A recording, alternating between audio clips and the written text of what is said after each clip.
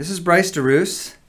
Bryce and I talk every week for like 8 seconds when I pass through the drop-off line at Sheboygan Christian School, and now we get a chance to talk a little bit longer. Bryce is at Sheboygan Christian School, as I said. You're going to have to say your title again for me, Mr. DeRoos, because I'm not going to remember. Yeah, Director of Student Services. Love it.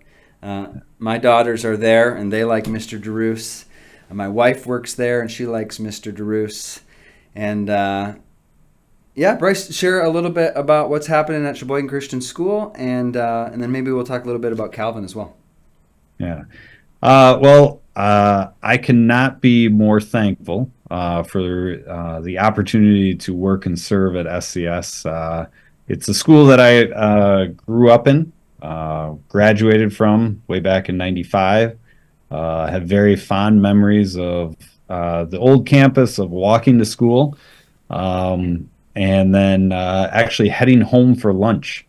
I had a process in middle school that I could make a meal of macaroni and cheese in the 15 minutes that I had for lunch, scarf it down, and get back for recess. And What age was that? That was middle school, so 6th, 7th, and 8th grade. Open campus lunch? Open campus lunch. We literally lived a block away. That's cool. I knew as soon as that bell rang, if I ran home, I had to have a whole system down of. You have to have the water boiling. You have to get the milk out while the water's boiling. You have to, you got to get the butter, measure that out. Do not waste a minute. No, I have fond memories of that. And then when the opportunity came, or when our oldest was going to be in kindergarten in the coming fall, I had talked to, or my wife and I were talking about wanting to either move closer to her family or my family. Her family is from Montana, and we were living in Chippewa Falls at the time. And so it's about 4 hours away from here. And so we could find jobs in Montana, but the problem was that they were about 6 hours away from where her parents live. So I thought that's kind of pointless. Purpose, yeah.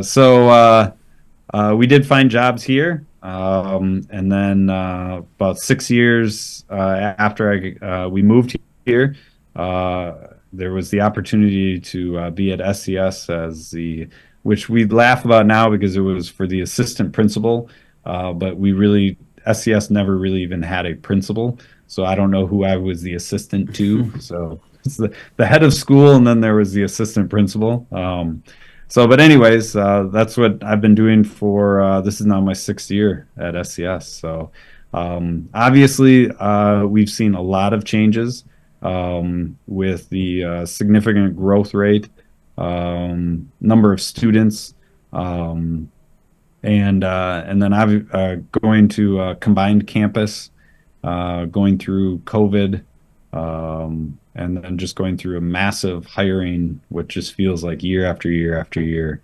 because it's not just teachers that you have to hire, but you have to hire all the support staff, the cleaning, the van drivers, the classroom aides. Up to a couple of years ago, we never had hired an aide for special education students, and now we have 2 special education teachers, plus about 4 to 5 part-time special education aides.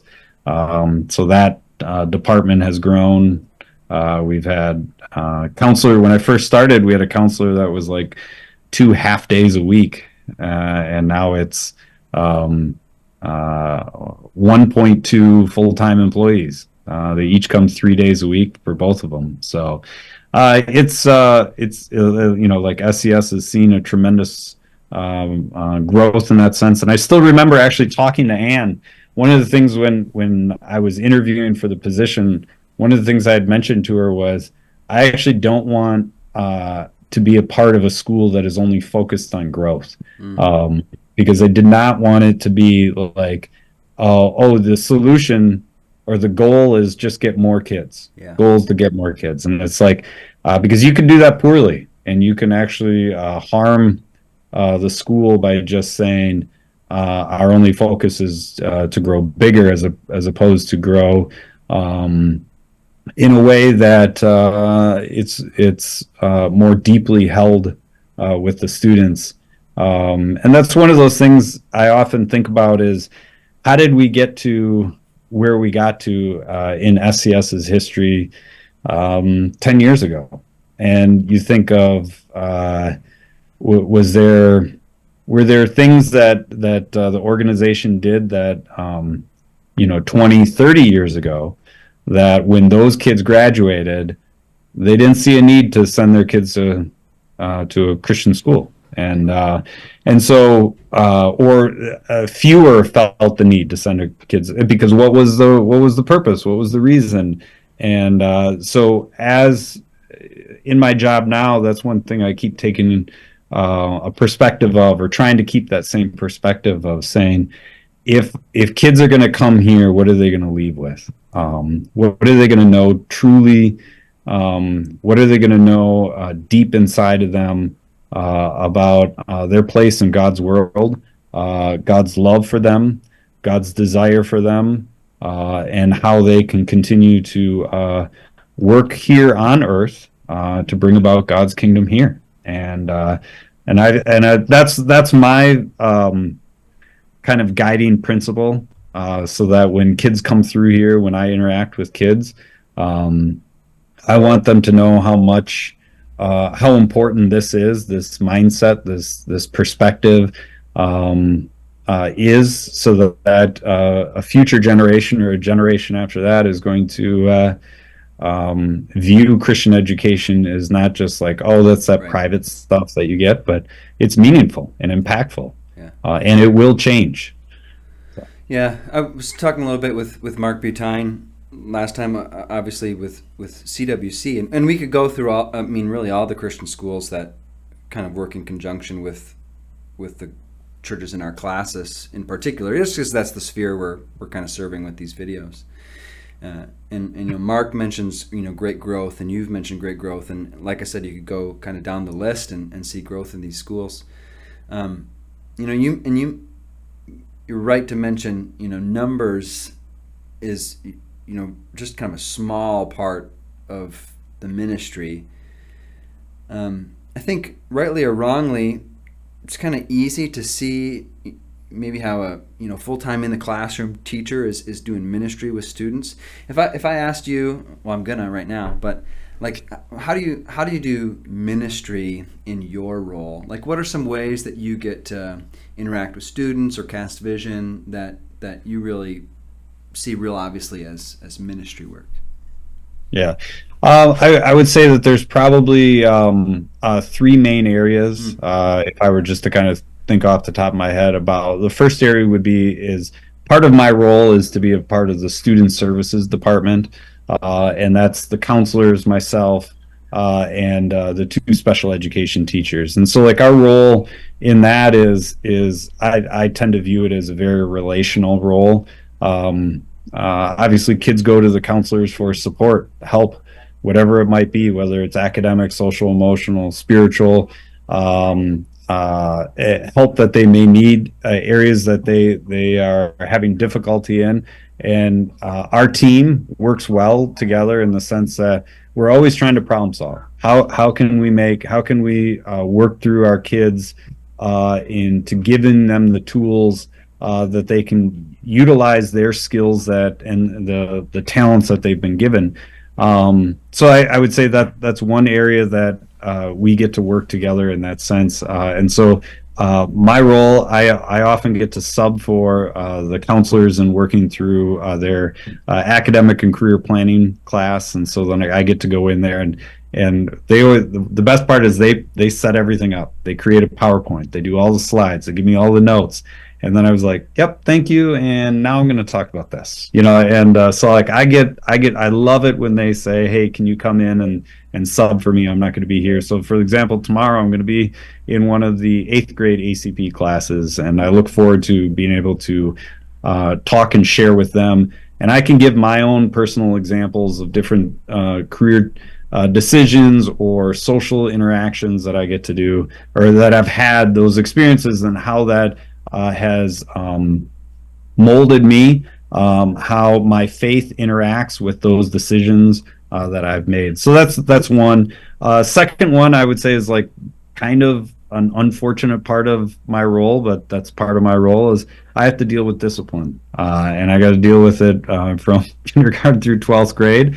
And if you've ever think about the grace, that's often what I have to navigate in the sense of like, hey, this happens, so this is how we're going to respond. Now I can come down and just say, hey, this is it. These are the rules. These are the consequences. Or as I try to have more of a conversation and being able to kind of work through those issues with kids as opposed to you did this, therefore you have this consequence. And I don't think that's necessarily the best way to handle things and learn through things, but that's my opportunity when you talk about having one-on-one conversations to be able to minister to kids in a variety of different ways, whether that's through and oftentimes it's through the social interactions. And I use this example. I say like, hey, if you have a conflict with somebody, you've broken a relationship, and so how are we going to now fix it? How are we going to put that back together? And so I use that kind of terminology of like that's part of our broken world. We break things all the time, whether it's physical things like, hey, you broke a desk or you wrote on some. How are we going to fix that? And so I try to use that in my conversations with the kids and my role in trying to bring not, like I said, not just the hard and true this fact happened and therefore you get this consequence. And then I guess I would say the third thing that my role in ministering is trying to find those areas in which I'm not the disciplinarian, and because it's not something I enjoy at all. And I think I hope kids never view like, oh, he just loves getting kids in trouble. But I try to find the areas of like, I want to be a part of student council. I want to see what they're doing. How can I support that? I want to be a part of the spirit club. How can I constantly get kids engaged in that? I want to be a part of witnessing or viewing or engaging with the kids in any of the activities they do. They put on a play, I'm going to be there. They put on concerts, I want to be there. Because I think those are those opportunities that they can see, and I can see the different gifts and talents that they've been given, and demonstrate those to everyone around them. And that's my way to connect with them and talk through different things of like, hey, I saw you doing this, or hey, I was there last night, or like I was at a soccer game this on Saturday, a couple of them in which none of my kids played in, but I got to see some of the kids from SCS, and it's fun to then be able to connect with them on that. So it's trying to find those extracurricular activities. So it's the student services, it's the role of the dean of students kind of type, and then it's just trying to be involved in more than just in my office and trying to see what the kids are involved in. Yeah. That's really wise, Bryce. The way you think about that. And I'll call it discipleship, just to make the word discipline a little nicer. But that's really what it is: discipling students. And you're right to recognize that goes better when you've made a relationship with them. Yeah. I think the church has a lot to learn from that type of practice. Like we had a council meeting not long ago, and read from the book of James, talking about elders going and praying for people who are sick. And actually, the text says, "Any of you who are sick should invite an elder over." And so we were just kind of reflecting, like, are any of us the kind of elders that someone would invite over if they weren't feeling well? Like, I'm not feeling well. I really got to call Zach. I would love him to be here. And like the work that takes on the front end to be able to be there when discipleship needs to happen. And just appreciate you mentioning that, because that it makes so much sense. And I think the church could do a better job of even the very thing you mentioned, like elders or pastors, and I'm speaking to myself here as much as anybody, like being at a soccer game of people in there. We have districts here, but however your church works out. But it just makes a lot of sense to me. I appreciate that insight. Yeah. Well, there's one other quick thing of the seniors at SCS, they have a senior retreat every year, and it happens first couple weekends in September, and every year Ann and I used to talk about like, hey, should we go? We just have so many things going on, and like first year, and then the second year was COVID, and the third year is the combined campus, and fourth year is now we got the middle school, and it's like, maybe I shouldn't. Well, I had said, hey, I should go this year. And I joked with my wife of like, hey, now I won't have to go for another 5 years if I go this year, right? And I literally called her while I was there, and I said, I hate to tell you this, Holly, but I think I'm going to be coming back every year. Yeah. I was like, you might not like it that I'm going to be gone for a couple nights, but this is actually probably the best time that I can have with the kids and be a part of that. So it's changing that perspective of like, hey, this is an opportunity for me to actually be with the kids as opposed to responding to the kids. Yes. So. Yeah, I appreciate it. It makes a lot of sense. The nature of this program is to talk with people in the classes. So I mentioned at the front, Calvin Christian Reformed Church. You've served as a deacon before, you said? An elder. An elder before. Yep. And your wife's serving as a deacon there now. Yep. Wonderful. What's up at Calvin? Any exciting new programs or insights? Yeah, well, I think one of the things that when I was an elder that being a part of being connected very closely with Love Inc. Has been such a powerful thing, I guess I would call it, for our church in general. We have quite a few members that are intimately involved in Love Inc. in a variety of different ways. And one of the things that has recently come up that our church has talked about is how can we be a part of Love Inc.'s refugee resettlement. Our church asked us like, hey, pray about this. How do you guys want to be, are there people that want to be more involved? Are there things that you could do? And just actually on church on Sunday, they shared that we are now helping support mentoring in a sense, but more in physically being a part of helping out with any sort of transportation for a Venezuelan family. And it was one of those things where I was talking to my wife about that, and she was saying, I mean, it is, when you think of all the things that have to be done in regards to transportation, whether it's going to the grocery store, going to doctor's appointments, and she said most recently it's like now they need a cell phone and they want to make sure that but they need to, you can't just do that sometimes over the phone. You got to go into the store. So who can provide transportation there? And so those are those things that I'm excited for our church. And I've been going through a few different devotionals that have just really highlighted the Old Testament, or I guess I would say the Hebrew tradition of just drawing a blank, the alien within your gates. Yes, yeah, but what the word I'm trying to think of, just like but yes, in that sense of just hospitality. Yeah. And what does that mean? And what does that look like? And so it's one of those things where my wife said, it was kind of funny. She's like, hey, something about a lawn. And it's like, she was like, well, Connor and Luke can go mow the lawn for them. And it was like, there was some level of, they're like, yeah, thanks. But we would actually, and then we went, well, we actually have an extra lawnmower. We'll give it to them. But then they had said, no, they actually would prefer to have a push mower, because if you have a lawnmower, a gas lawnmower, you have to pay for the gas. You have to go to the gas station to get gas. So that's going to cause, it's another transportation type of thing. And it was like, then you have to have a gas container, and it was just like, so I think what they did is they went more towards just a push mower, a manual push mower, Yeah. so that it could be more of like, hey, this is a better way to help support. But I just think of how we could, and it's very obvious in today's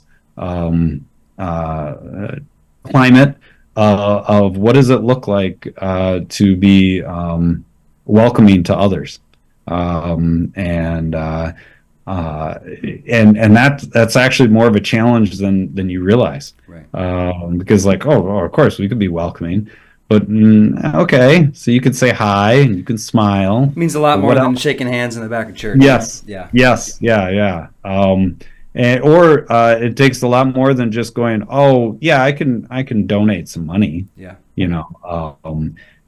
So I think to me, what I was appreciative of our church agreeing to that and signing on and enough members saying, yeah, this is what we want to be, is that models something that I don't think any other type of experiences is going to make as big of an impact as and it's not just I often think of like, and I know you're thinking about this, but you think of your own kids, like what does that mean? How do we model those types of things? And the other thing that I would say that I exciting, I guess, I don't know if you would say, but it was one of those moments that just hit me, is just having just a small intergenerational Bible study at church before the service on Sunday. And my dad was leading it. And so Connor, Luke, and Ella, we all get up, we get dressed, and obviously it's a change of routines when you're thinking, oh, I don't have to get ready until this time, and then we have a cup of coffee, and then now we have to get a little early, got to get out there an hour earlier, and we sit down, and my family got to sit into a intergenerational Bible study with other members at Calvin, and my dad or their grandpa gets to lead it. Yeah. And I said to him afterwards, I said, I don't think that there's going to be too many things more powerful and more impactful than my kids in their faith than to see their own grandpa leading a Bible study. And just to be able to and do it in a way that's him. I mean, like, he's not trying to pretend to be somebody else. He doesn't try to be funny or anything. Like, it's just him, and it's like, and that's who they know. They don't know anything other than grandpa. And so those are those things where I think one of the best comments that was made on Sunday at that study was from a teenager, and it wasn't my kid, but it was somebody else's. And I was like, those are those things like, hey, keep speaking up because we can all learn from each other. And so I think those two big things are exciting for our church to be able to see how are we impacting God's world for those that need help. How are we showing God's love to others, and then how are we learning each other, or how are we learning ourselves more deeply about the Bible, and specifically in this one about Romans. So, well, hey Bryce, thanks for the time. I appreciate the updates. Encourage, as I always do, people to be praying for Bryce and for Sheboygan Christian School and for Calvin Christian Reformed Church. And thank you. Thanks for sharing. Yeah, thank you, Zach. It's good to see you for longer than 8 seconds. See you. Will you be out there Wednesday or Thursday? Those are my drop-offs. I will be out there. I have to make up because I missed this morning, so I got to make it up for somebody else. All right. This week, so I'll see you out there. Sounds good.